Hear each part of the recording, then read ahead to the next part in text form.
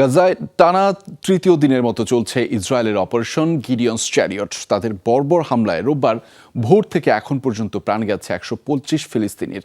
আহত হয়েছেন আরও বহু মানুষ। নিরাপদ ঘোষিত আল মাওয়াইসিতেই প্রাণ গেছে কমপক্ষে 36 জনের। হামাস নির্মূলের অজুহাতে জনবহুল এলাকা ও হাসপাতালে চলছে নির্বিচার বোমা বর্ষণ।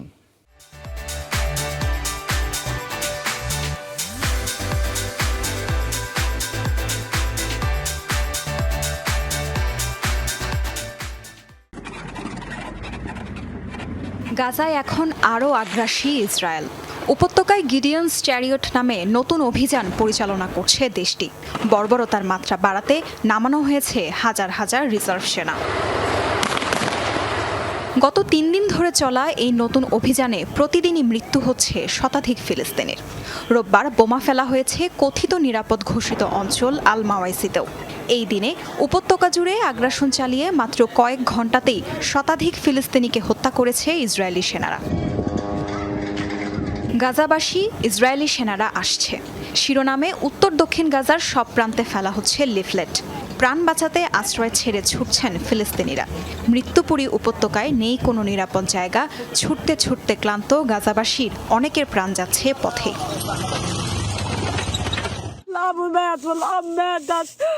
আল মাওয়াইসিতে এসে আশ্রয় নিয়েছিলাম। এখানেও ওরা হামলা চালাচ্ছে। যুদ্ধে বাবা মা দুজনকেই হারিয়েছি। আল্লাহর উপর সব ছেড়ে দিয়েছি, কিন্তু ওরা বাচ্চাদের কেন হত্যা করছে? নিষ্পাপ শিশুগুলো তো কিছু করেনি। ওদের এবার লজ্জা হওয়া উচিত।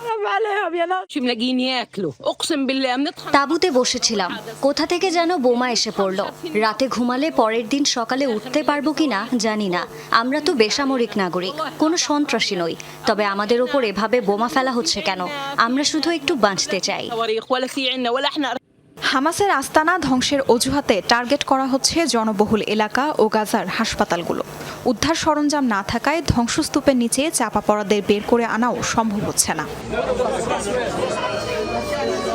গেল 18 মার্চ যুদ্ধবিরতির শর্ত ভঙ্গ করে গাজায় হামলা করে ইসরায়েল। নজিরবিহীন আগ্রাসী হামলায় শুধু গত 2 মাসেই প্রাণ হারিয়েছেন 3000-এর বেশি ফিলিস্তিনি। তাজরিয়ান সোবহান, যমুনা নিউজ।